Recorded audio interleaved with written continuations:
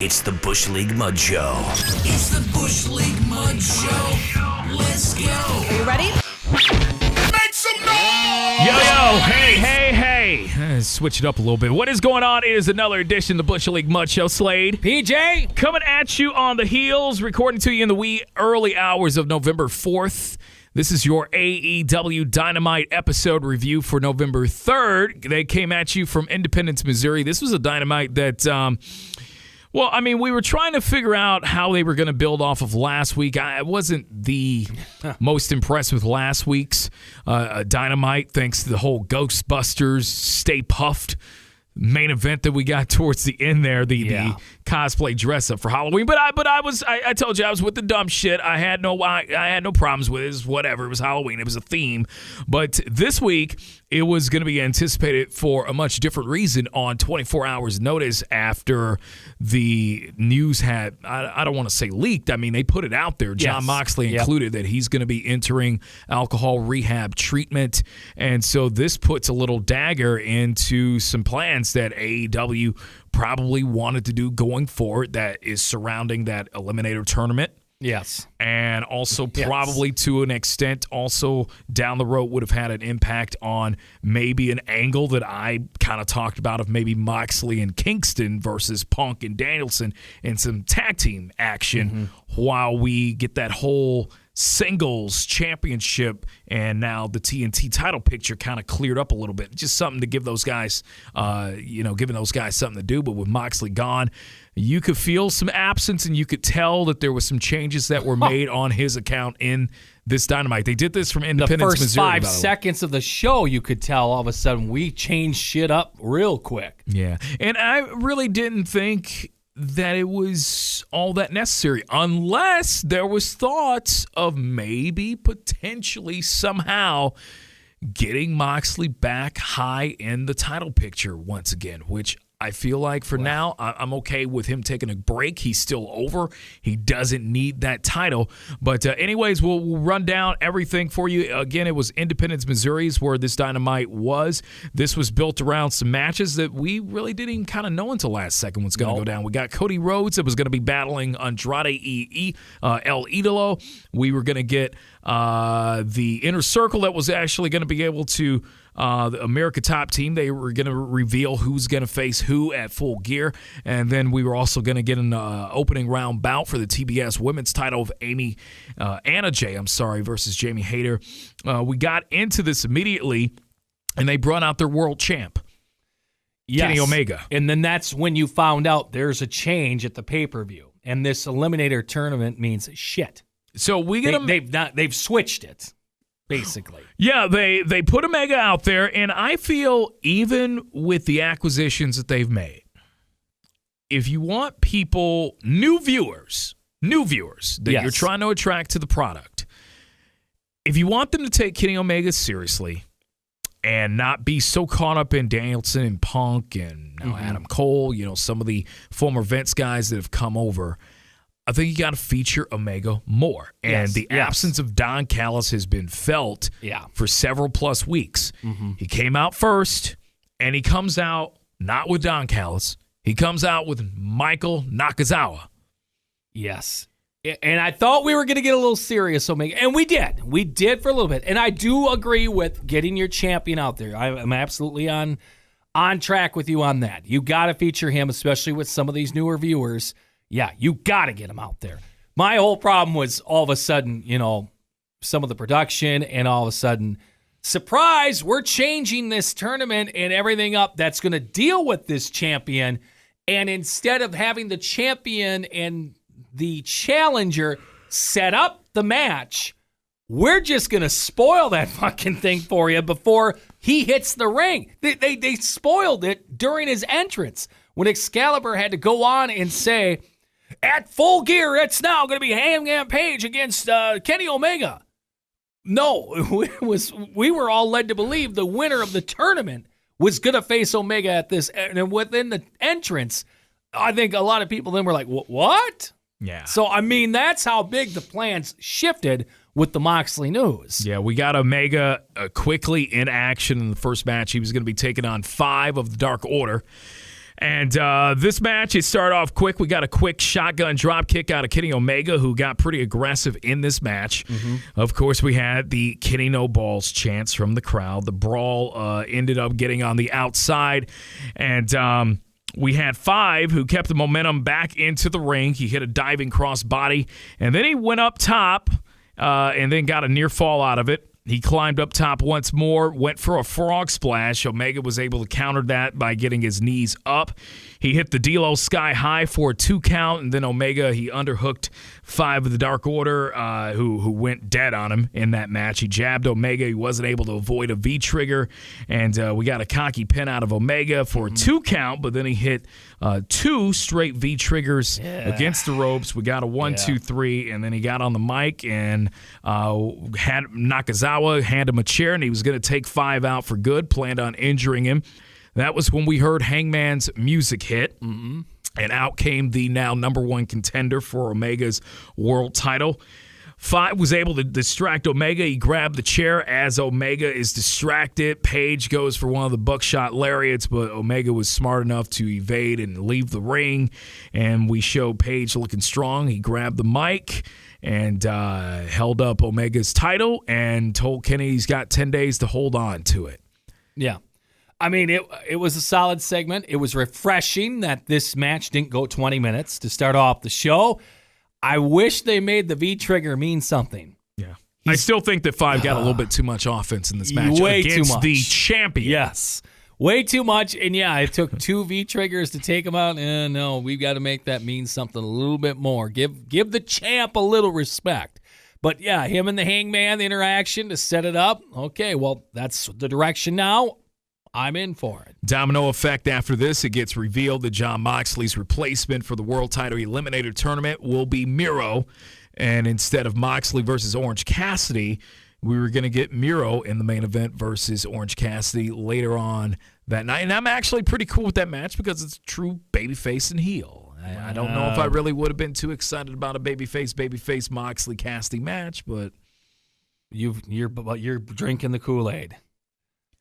Remember, we had this match. We just had this match a couple months ago with the best friends bullshit and all that. I know we're not. It actually means something now. There's no arcade. There are no arcade games involved. This is the real deal. But Miro's a different guy than he was back then. He's no longer the best friend. Yeah. Now, unfortunately, I think Orange Cassidy has not evolved enough since then because we were hot-shotting him, putting him in hot feuds, hot angles at that time. And this was kind of the beginning of Cassidy kind of going down a little bit in terms of the angles, because we gave him the champs, we gave him some of the top guys in the company to work with, and then all of a sudden we get him into this whole thing with the best friends. Yes. So, but this actually has more on the line, and we ended up getting that. We'll talk to you about that later on during the review.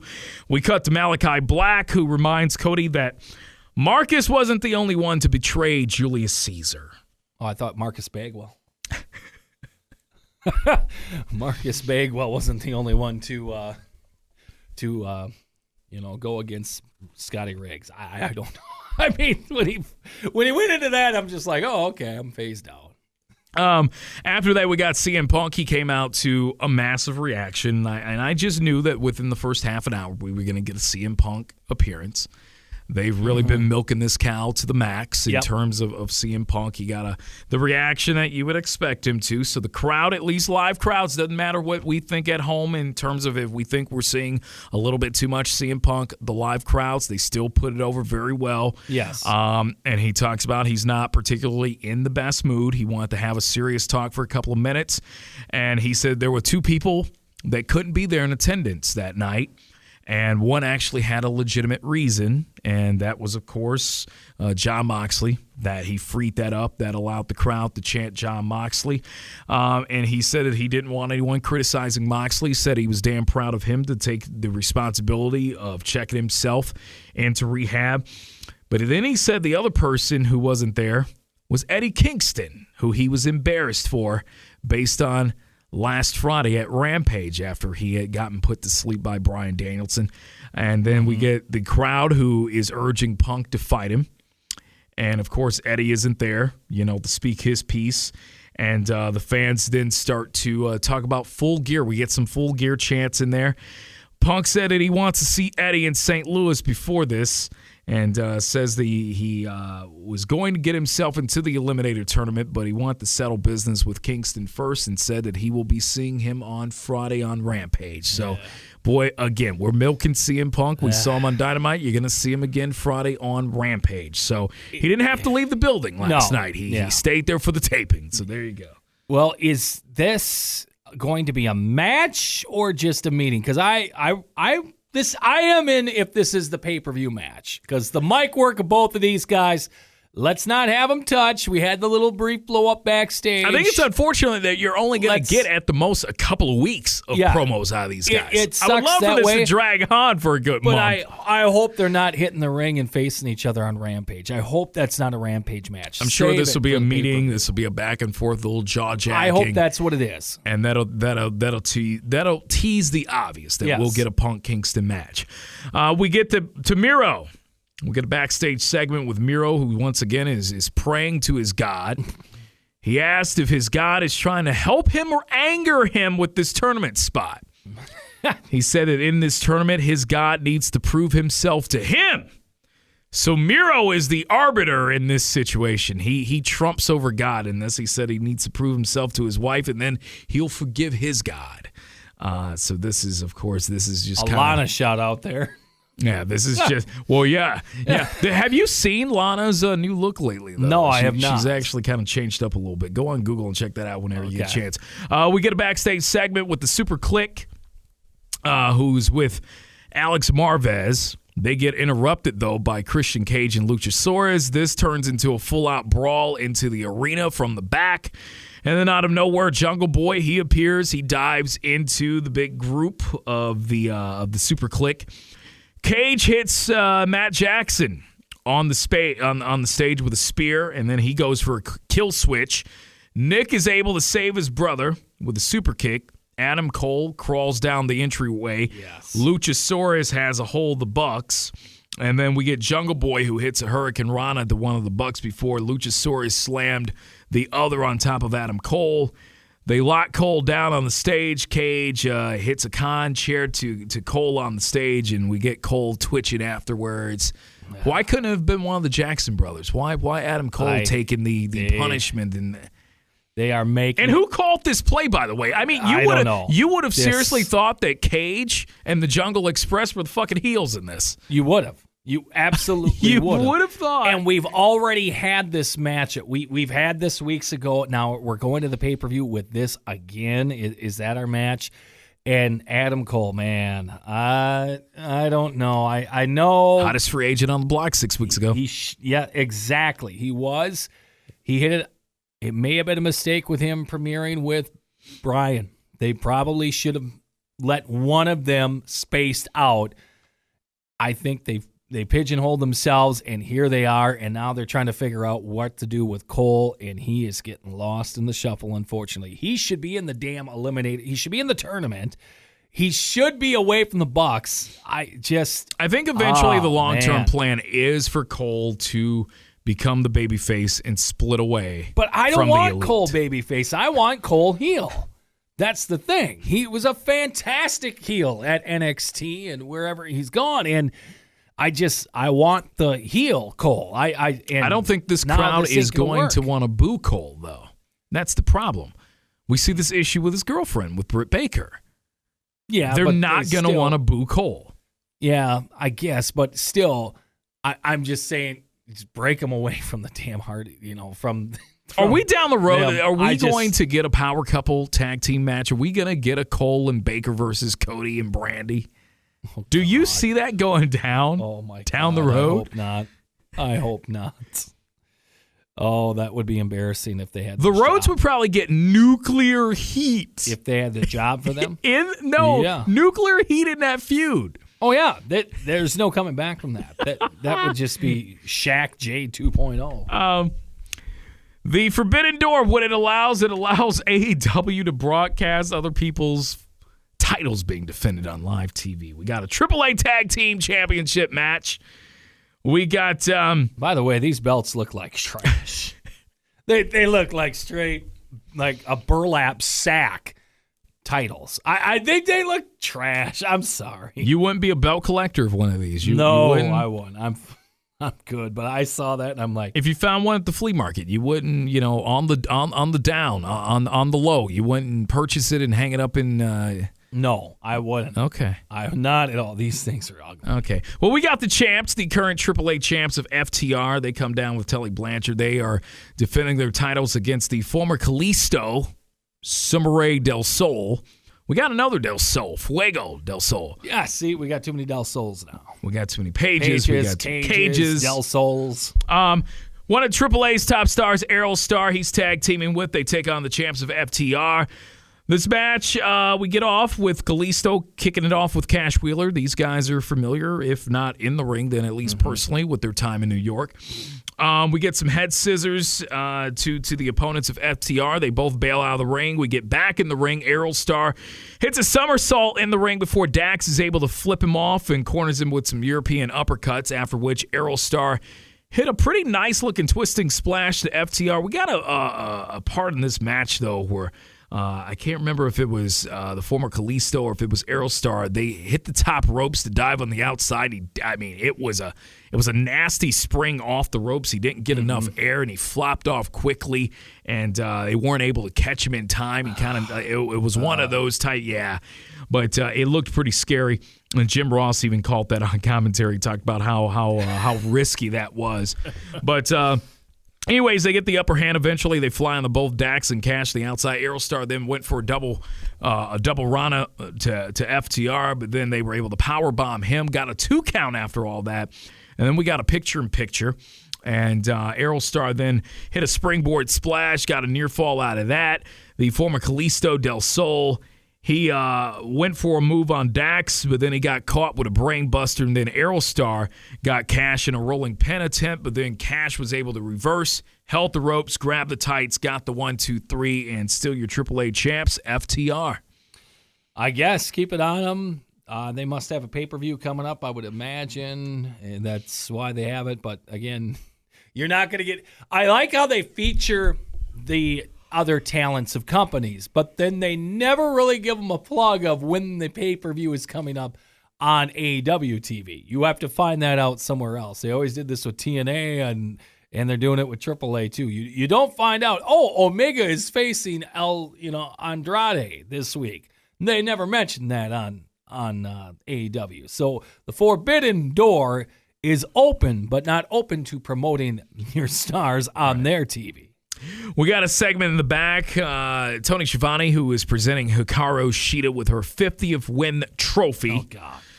We get an interruption of Nyla Rose and Vicky Guerrero, who taunted her. Rose said that she is looking forward to facing Hikaru Shida and her bum knee in the TBS tournament. And then they walked off laughing. And I didn't give a shit about this at all. That's terrible. Yeah. I don't know why it is a big deal about this 50th win. I don't know either. I don't know who came up with the concept or what. That 50 wins, congratulations. The trophy thing and everything else. You're in a tournament, so wins don't. That doesn't matter. I mean, that's the thing. And bringing in Vicky Guerrero was supposed to make Nyla Rose stronger. No, she didn't have to talk. Yep. Vicky's come. Nyla Rose is doing more talking now. Kind of like Andrade, right? It was like we paired Vicky with him for a couple of weeks, and he was still talking. Well, I read something. I don't know if it's true, but when FTR does the deal in AAA, they go down there. Vicky supposedly is going to be their mouthpiece. So is Tully banned from Mexico? I guess Tully's not getting into Mexico. Is his passport not yeah, so I don't know. But apparently I read that story, and I'm like, okay, so if you see Vicky Guerrero, I'm not really trying to read too much into it. Yeah, I don't remember what the rules are right now as far as international travel to Mexico, but is Tully maybe not vaccinated? I don't know. I have no idea. It's not like Vicky's a native either because, she's from Texas. So I don't know. So it was kind of, when I read the report, I'm like, what? And I'm like, don't be surprised if you see Vicky Guerrero with FTR soon. So basically she'll just be their translator. Basically, that's what it sounds like when they work down there and defend the titles. Okay. We got the Inner Circle. They came out together. This is the first time we've seen them together entirely as a group. It's been a while since they're with Pinnacle. And didn't want to see him. I'm sorry, man. They got in the ring. Jericho, he put over Sammy. Exactly. That's when I saw them come on the TV, that was my reaction. You captured it perfectly. Jericho, he put over Sammy Guevara, who got a win last week. And they got down to business. They said it was now time to choose the members of America Top Team that they wanted to face in the street fight. This brought out Dan Lambert and his goons. Lambert went on. He talked about how he founded America Top Team 25 years ago. Put over his individual talent in terms of their MMA background and what they could do to the Inner Circle. He says he has a collection of killers ready for him and an open contract. Boy, we talking more and more about murder. Yes. And on pro wrestling a lot more. We got some shut the fuck up chants from the crowd. This was pretty massive for Lambert, which I feel like Lambert's not shy.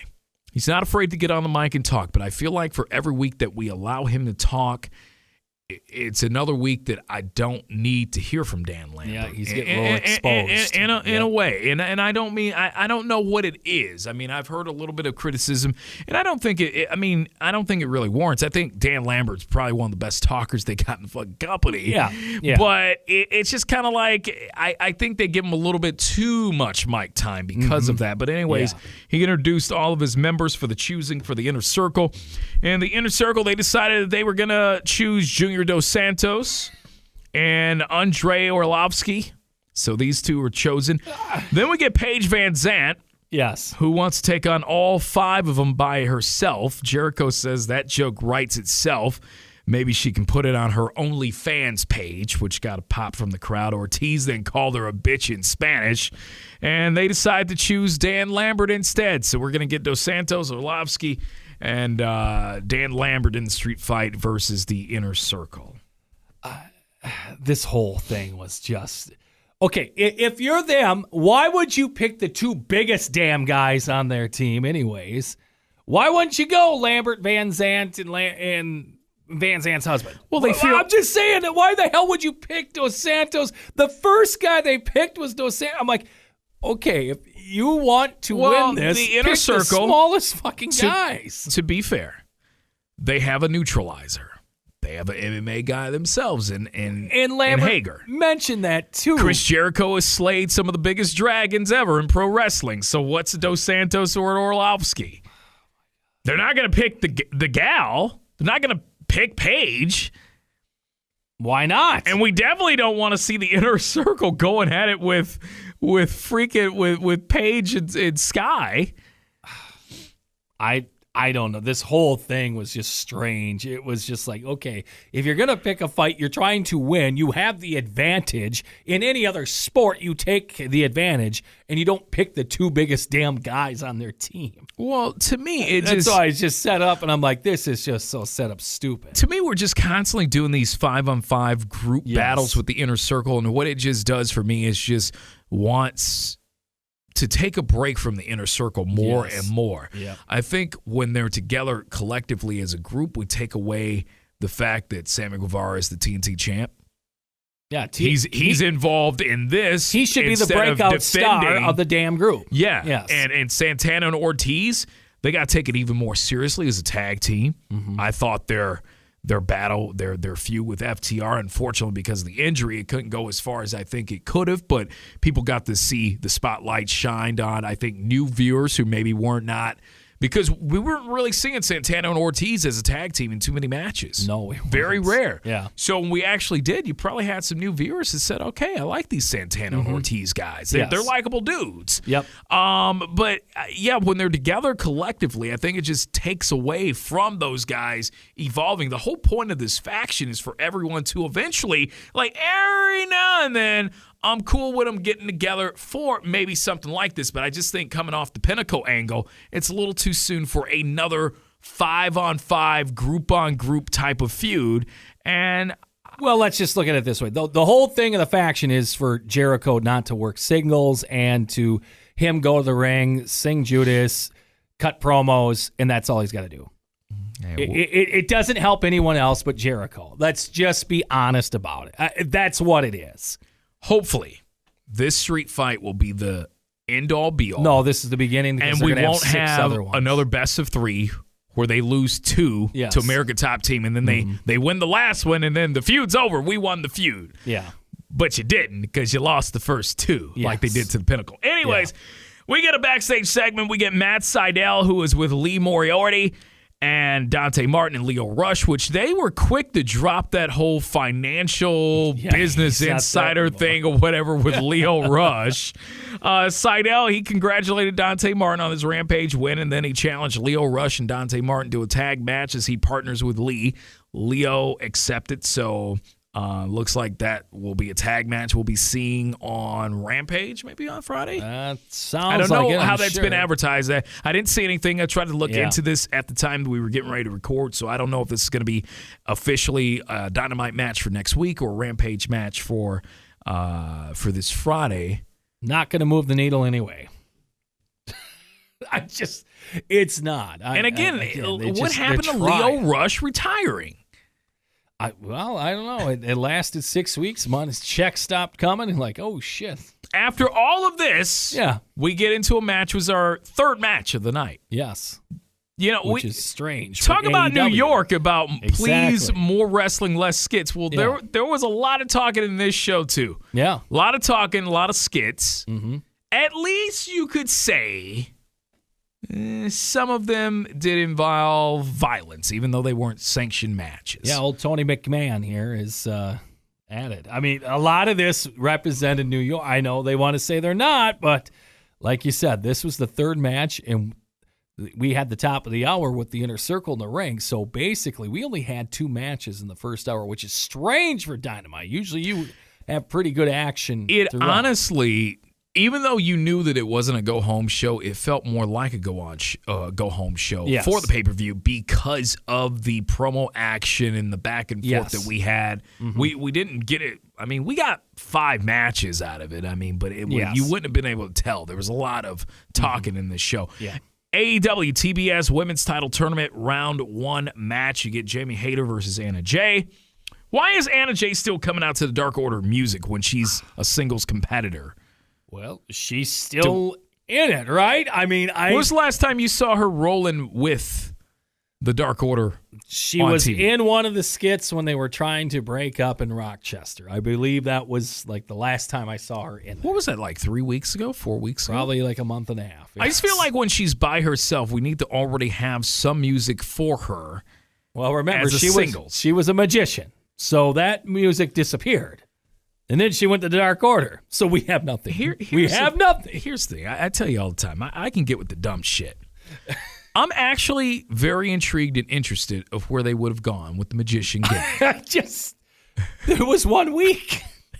It was one episode. It was one night. Damn night, basically. They turned her into the Dark Order that night. Yeah, because she came down. She had the hat. We ran a vignette. If you remember, they ran a vignette earlier that night in the Dynamite episode promoting her in her first match, and she became a member of the Dark Order that night after she had eaten the L. So she lost, and then she joined the Dark Order. Yeah, I mean, all right. Yeah, it would have been fun to maybe have some brass knucks come out of the magic hat or something like that. Well, I don't know. You're going to be happy as hell when I break down this match for you. Yes, I will. It was short and fucking sweet and right into it. The 2 women, they quickly tied up.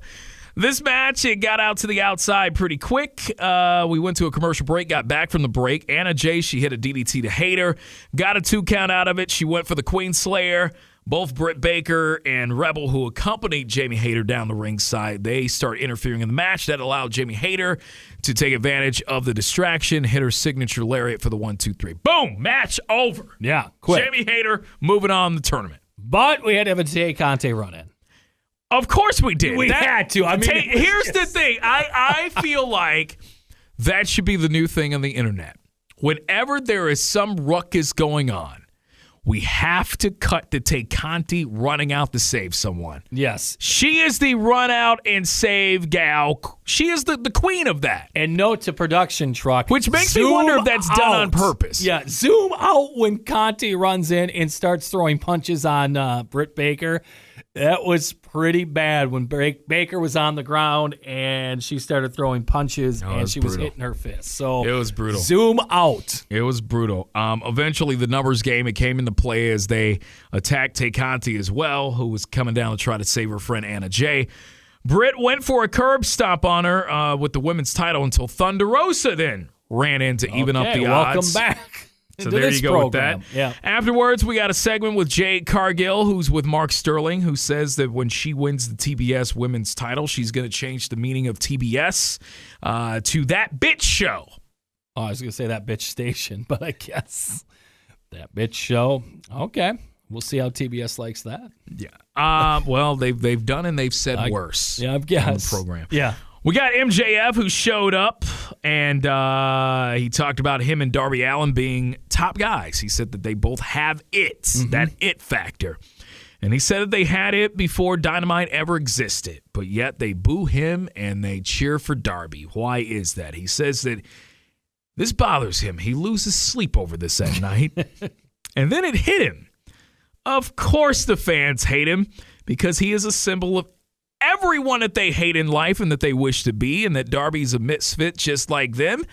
And that's why they love Darby. They'll all never fit in. They'll never be winners in life. Darby, he said, is going to lose to MJF because he's mentally weak and he'll be too concerned with battering him instead of beating him. And he said that he's better than him and he knows it. And one more thing, he said, let's just say by some grace of God, Darby's able to managed to change his ways, or MJF, if he's managed to change his ways, that's great, but MJF is still a better wrestler than him. And then he threw something out there that was interesting that this is the first time they've really made a mention of. He said that no one has yet to beat him clean in the ring. Okay. All right. Yeah. That's correct. So, I mean, granted, never mind the fact that we've barely seen MJF wrestle over the last year and a half. But when he has been beaten, he was either in some kind of gimmick match with Jericho. Yep, the Jericho stuff. But him alone as a singles competitor, he's yet to be beaten clean.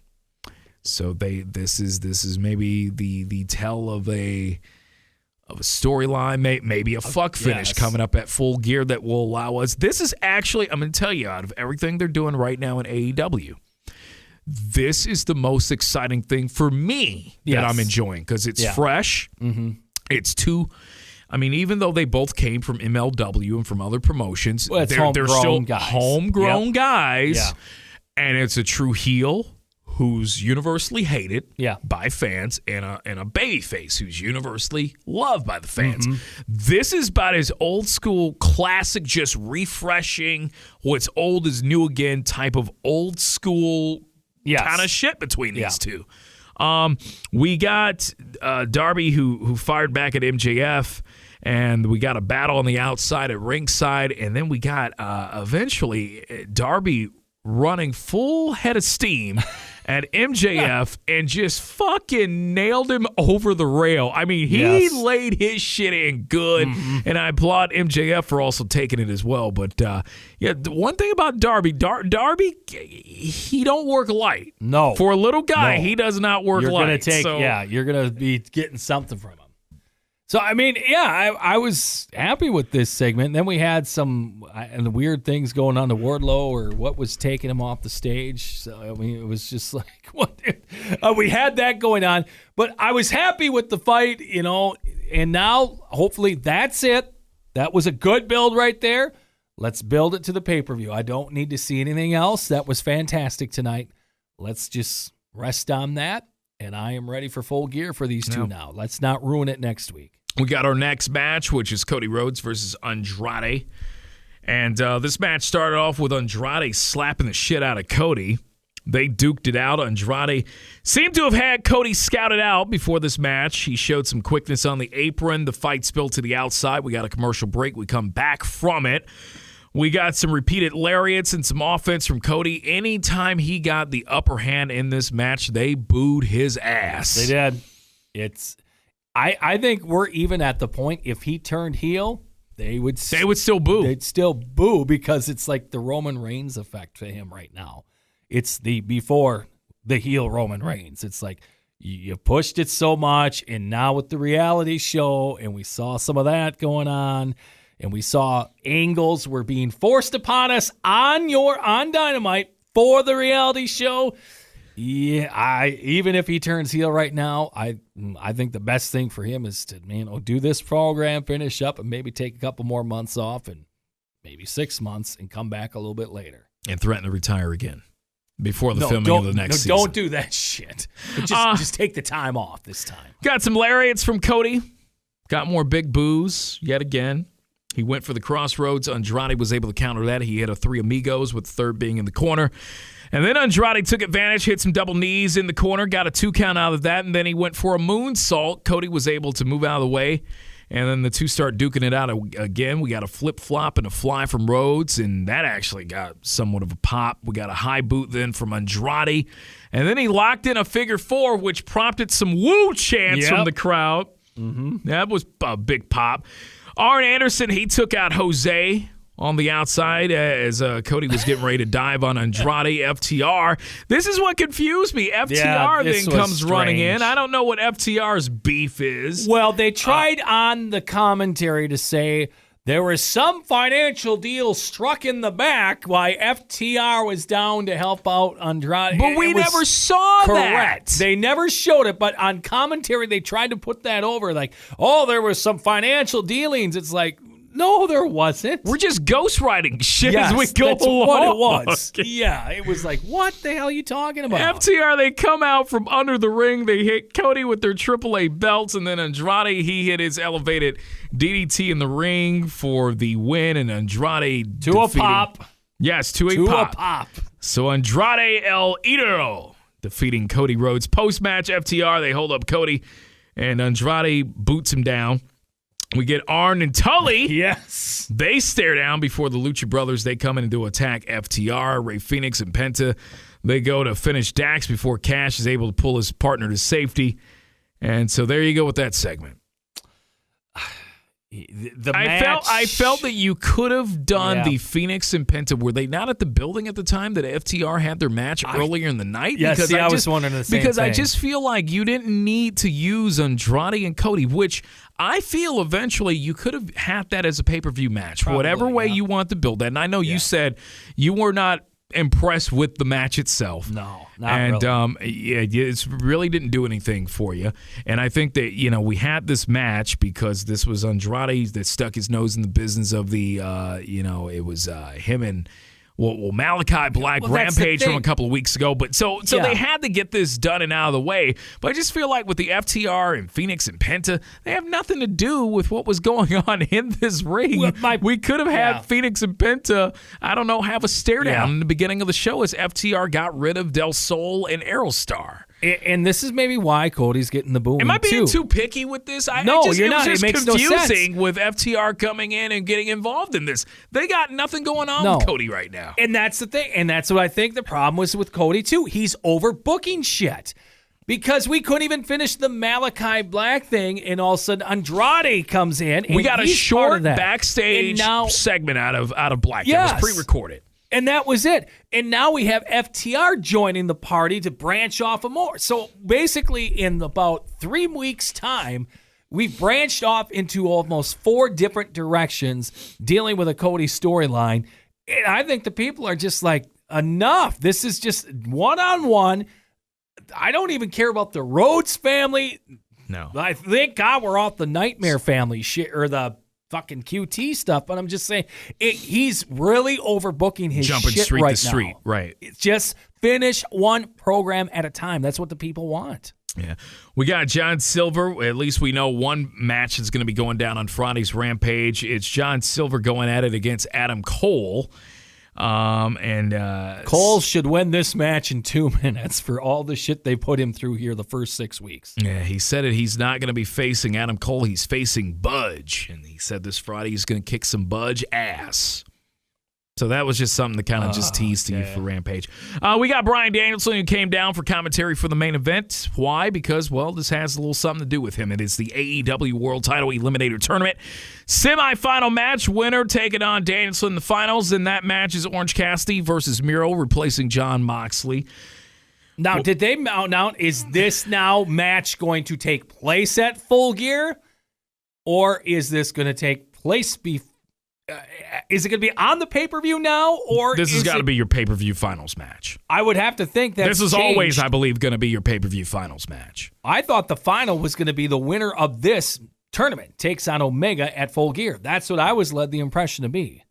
But we had already been, Paige has already won his shot. He won his shot, but they said always at a future thing. Because they announced that damn tournament before the damn... Well, we're ghostwriting, so Paige must have said, I want to face him at Full Gear around 4:15 this afternoon. I mean, that's the thing that is just mind-boggling to me is we've changed some of this shit up since it started, so I don't know. Well, I'm going to tell you what else is mind-boggling. We see fucking Matt Hardy shown at ringside as Miro's walking down to the ring. No sense. Bell rings. Orange Cassidy's playing some mind games with Miro. He's doing some of the silly shit. Yep, running in and out of the ring. Yep. Yeah, running around the ring.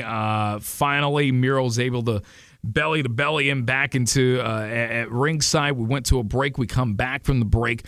And Miro's just stomping away at Orange Cassidy.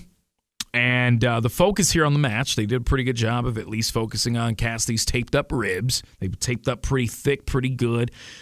Cassidy was able to fire back, and then he had a shotgun drop kick, and then the patented spinning DDT that got a 2 count out of this. Miro went for the orange punch, but Cassidy went for the orange punch. Miro bailed out of that. And then Cassidy climbed up to the top. Miro caught him, and let me take that back. Yes. So Miro's on the outside. Let me set this thing up. Miro immediately goes to a table, and we knew that this table was going to play a part in this match, and it was very quick too because we see Cassidy on the top. He dives to the outside, dives onto Miro, and they both go through the ringside table. This, of course, got a pop from the crowd. Mm-hmm. It was done pretty good. I mean, it was fine. I mean, they've done more silly shit. They've done worse. So, well, in the Cassidy match, you have to have that because of his fighting style.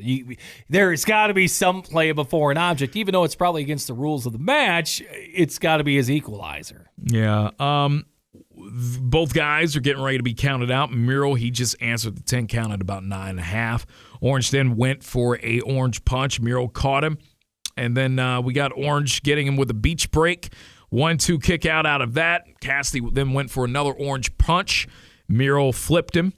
Thrust kick, game over, and Orange quickly tapped. Yes. I was a little surprised at how quick he tapped. Running out of time because hockey starts at the top of the hour, and they only gave this match about 8.5 minutes after the Cody match. Yeah, so we got your winner advancing to the finals to face Bryan Danielson, which we're going to assume as of right now is going to be at Full Gear. It's Miro. Post-match, we get Danielson and Miro. They got a stare down. Danielson went for a handshake. Miro walked away. Yep. So there you go. That's the end of your AEW Dynamite episode for November 3rd. Your thoughts on this episode? I know that you were pretty, for the most part, you were pretty critical of this episode, and I told you, this was better than the previous weeks. I gave the show a B. I'll give it a C, straight C. Okay. I'll give it a C. What did you think they were lacking? I thought they recovered, and they didn't make the entire show at least about Jon Moxley. I think they just kind of went with the flow, and they got things back on track without you looking at it from a perspective of, well, they're only doing this because Moxley's out. I think they got it out of the way early in the show, and then they went on with business as usual. The problem with that was the explanation. They did not have a talent come on and cut a promo and say, well, this is, I'm going to take him on the turn. They had to have the announcers explain to you what is going on now in this tournament, or then the first, thing you hear is CM Punk. Well, I was going to put myself in that tournament, but now I'm not because I got to take on Eddie Kingston. At that point, I'm like, no, why? I want you to win that damn tournament. I want you to be the champion. I don't care about Eddie Kingston. He loses all the time. So when they had Punk go out and do that, I'm like, oh, no, this is not.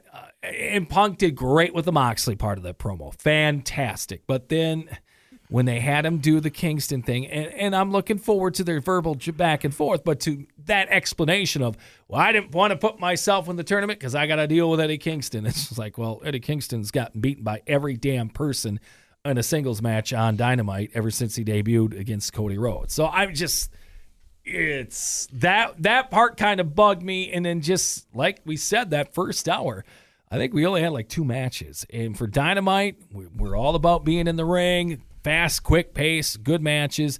Now I do complain about the 20-minute match that kicks off each show. So it was refreshing that we got a quick one. So I thought, okay, we're going to have quite a few matches tonight. Yeah. Now, they let FTR and that match go a little longer to kind of make up, I think, for the top of the hour. And then the Jericho thing, like I said, when I saw that, it was just like, and it was tough to get back on track after that.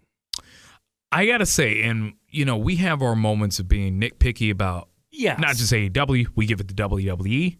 If we see something with Impact or if we see something with Ring of Honor, whoever, we'll just say.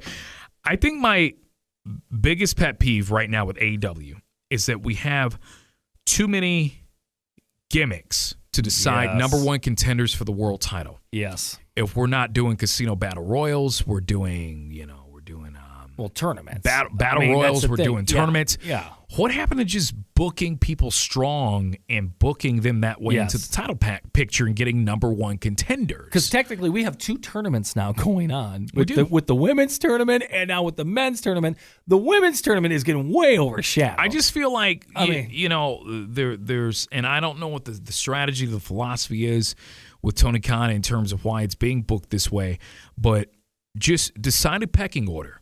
Just because someone may be middle tier at the bottom right now rankings. Doesn't mean, but the rankings clearly don't mean shit if you're just going to throw people in a tournament anyways. If I'm top of the rankings, then why should there be a tournament? I should just get my title shot, you would think. And that's where, like, MJF, when he's coming out cutting his promos and say, if the ranking system was in play, you would think he would be number one contender. You would think. And in Punk, obviously, though, he's had 5 matches, not as many, he's undefeated. So is Danielson.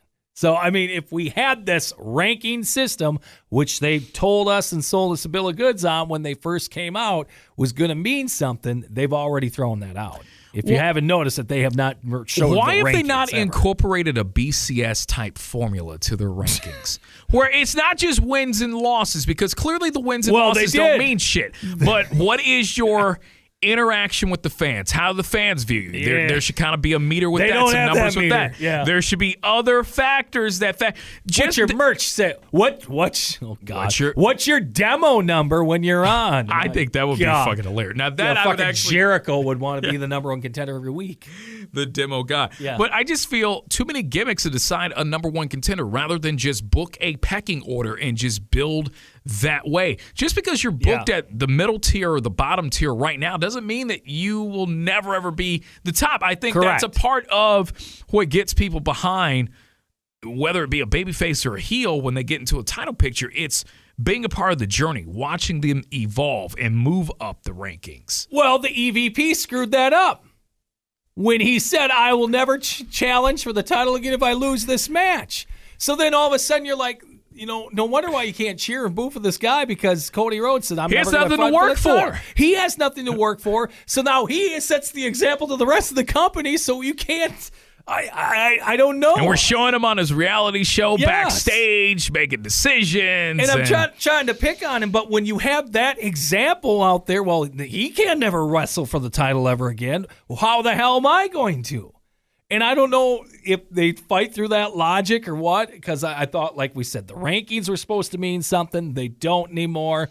Remember, they're supposed to have health care, and then the last week we see a woman with fucking thumbtacks in her mouth.